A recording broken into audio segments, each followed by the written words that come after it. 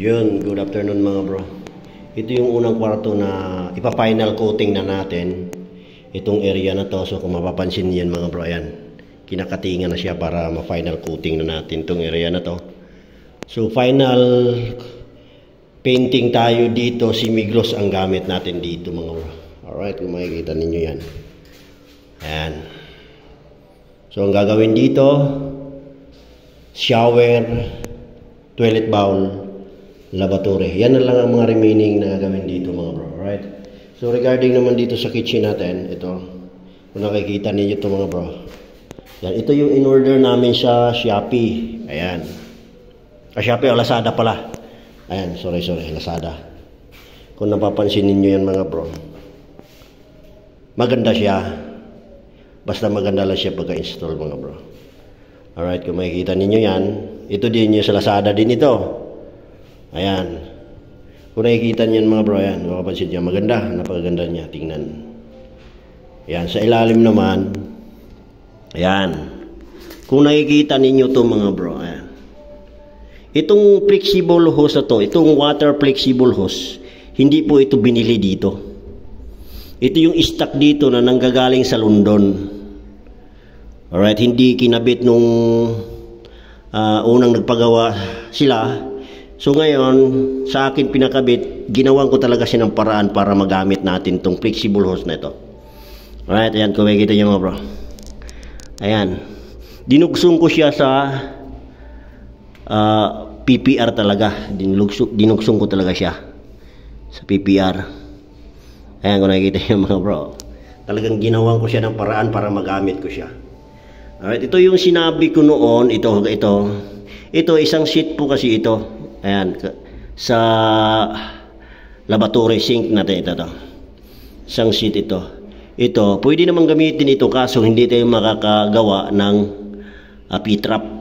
Itong hose ito. Kasi maigsi lang siya.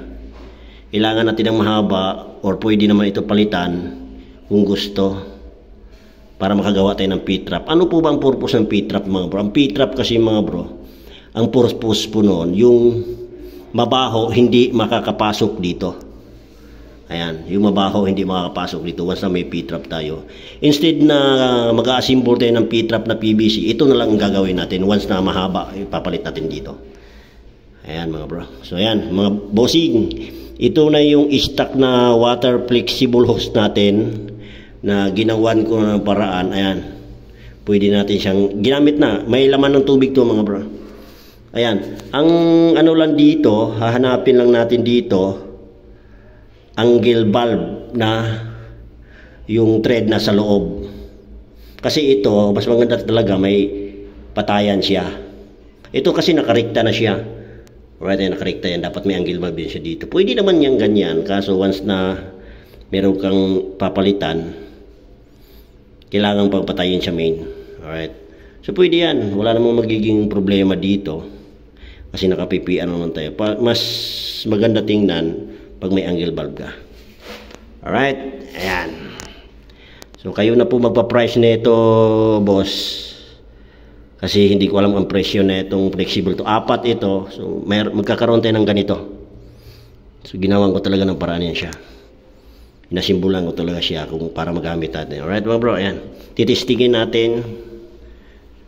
Ayan yung gripo. Ito yung gripo na binili natin, boss. Ito sa Lazada dito. Puro Lazada ito. Kita mo naman yan. Oh. Lakas. Ganda. Kahit pa ganyan-ganyan lang. Alright. Approve.